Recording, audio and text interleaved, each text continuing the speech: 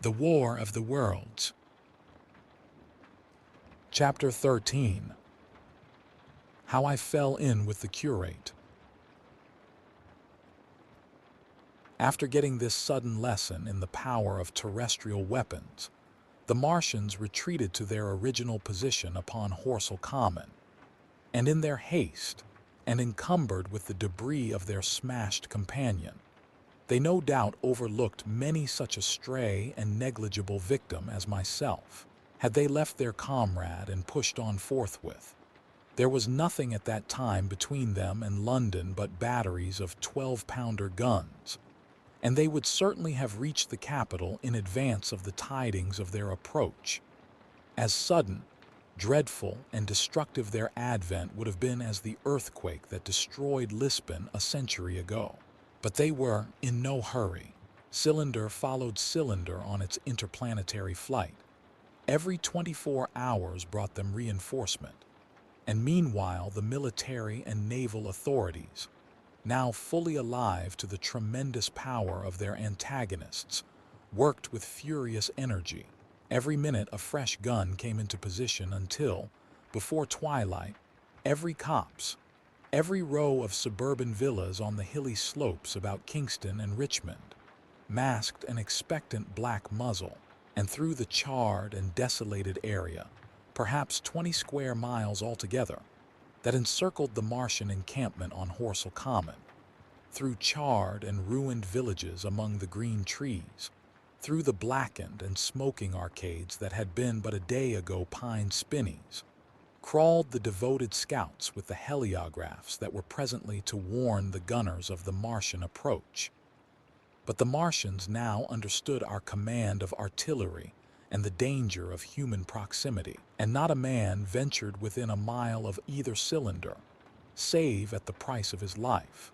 It would seem that these giants spent the earlier part of the afternoon in going to and fro, transferring everything from the second and third cylinders, the second in Addlestone golf links and the third at Purford, to their original pit on Horsell Common. Over that, above the blackened heather and ruined buildings that stretched far and wide, stood one as sentinel, while the rest abandoned their vast fighting machines and descended into the pit. They were hard at work there far into the night, and the towering pillar of dense green smoke that rose therefrom could be seen from the hills about Marrow, and even, it is said, from Banstead and Epsom Downs. And while the Martians behind me were thus preparing for their next sally, and in front of me humanity gathered for the battle, I made my way with infinite pains and labor from the fire and smoke of burning Weybridge towards London. I saw an abandoned boat, very small and remote, drifting downstream and throwing off the most of my sodden clothes. I went after it, gained it, and so escaped out of that destruction. There were no oars in the boat, but I contrived to paddle, as well as my parboiled hands would allow, down the river towards Halliford and Walton, going very tediously and continually looking behind me. As you may well understand, I followed the river because I considered that the water gave me my best chance of escape should these giants return.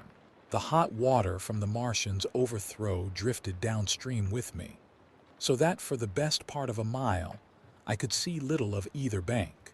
Once, however, I made out a string of black figures hurrying across the meadows from the direction of Weybridge. Halliford, it seemed, was deserted, and several of the houses facing the river were on fire. It was strange to see the place quite tranquil, quite desolate under the hot blue sky, with the smoke and little threads of flame going straight up into the heat of the afternoon. Never before had I seen houses burning without the accompaniment of an obstructive crowd. A little farther on the dry reeds up the bank were smoking and glowing, and a line of fire inland was marching steadily across a late field of hay. For a long time I drifted, so painful and weary was I after the violence I had been through, and so intense the heat upon the water.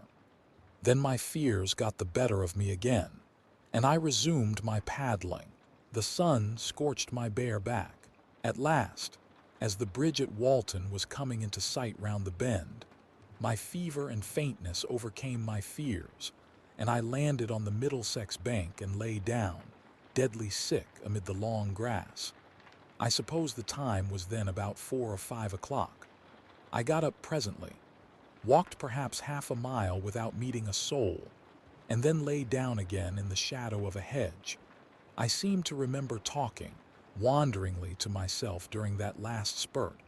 I was also very thirsty and bitterly regretful. I had drunk no more water. It is a curious thing that I felt angry with my wife. I cannot account for it, but my impotent desire to reach Leatherhead worried me excessively. I do not clearly remember the arrival of the curate, so that probably I dozed. I became aware of him as a seated figure in soot-smudged shirt sleeves, and with his upturned, clean-shaven face staring at a faint flickering that danced over the sky. The sky was what is called a mackerel sky. Rows and rows of faint down plumes of cloud, just tinted with the midsummer sunset. I sat up, and at the rustle of my motion he looked at me quickly. "Have you any water?" I asked abruptly. He shook his head. "You have been asking for water for the last hour," he said. For a moment we were silent, taking stock of each other. I dare say he found me a strange enough figure, naked save for my water-soaked trousers and socks, scalded, and my face and shoulders blackened by the smoke. His face was a fair weakness. His chin retreated, and his hair lay in crisp, almost flaxen curls on his low forehead. His eyes were rather large, pale blue, and blankly staring. He spoke abruptly, looking vacantly away from me. "What does it mean?" he said. "What do these things mean?" I stared at him and made no answer. He extended a thin, white hand and spoke in almost a complaining tone. "Why are these things permitted? What sins have we done?" The morning service was over. I was walking through the roads to clear my brain for the afternoon, and then fire, earthquake, death, as if it were Sodom and Gomorrah. All our work undone, all the work. What are these Martians? What are we? I answered, clearing my throat. He gripped his knees and turned to look at me again. For half a minute, perhaps, he stared silently. "I was walking through the roads to clear my brain," he said, "and suddenly, fire, earthquake, death." He relapsed into silence, with his chin now sunken almost to his knees. Presently, he began waving his hand. "All the work, all the Sunday schools, what have we done? What has Weybridge done? Everything gone, everything destroyed. The church, we rebuilt it only 3 years ago. Gone, swept out of existence. Why?" Another pause, and he broke out again like one demented. "The smoke of her burning goeth up for ever and ever," he shouted. His eyes flamed, and he pointed a lean finger in the direction of Weybridge. By this time, I was beginning to take his measure. The tremendous tragedy in which he had been involved, it was evident he was a fugitive from Weybridge, had driven him to the very verge of his reason. "Are we far from Sunbury?" I said, in a matter-of-fact tone. "What are we to do?" he asked. "Are these creatures everywhere? Has the earth been given over to them? Are we far from Sunbury?" "Only this morning I officiated at early celebration. Things have changed," I said quietly. "You must keep your head. There is still hope." "Hope?" "Yes, plentiful hope for all this destruction." I began to explain my view of our position. He listened at first, but as I went on the interest dawning in his eyes gave place to their former stare, and his regard wandered from me. "This must be the beginning of the end," he said, interrupting me.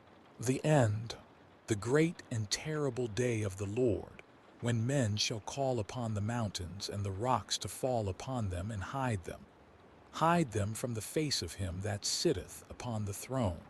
I began to understand the position. I ceased my labored reasoning, struggled to my feet, and, standing over him, laid my hand on his shoulder. "Be a man," said I. "You are scared out of your wits. What good is religion if it collapses under calamity? Think of what earthquakes and floods, wars and volcanoes have done before to men.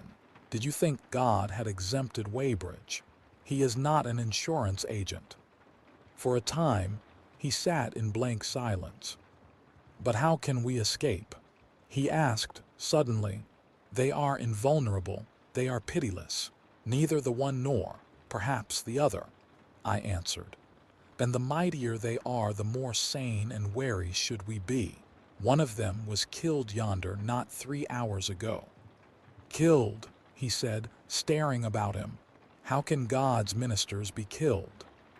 "I saw it happen," I proceeded to tell him.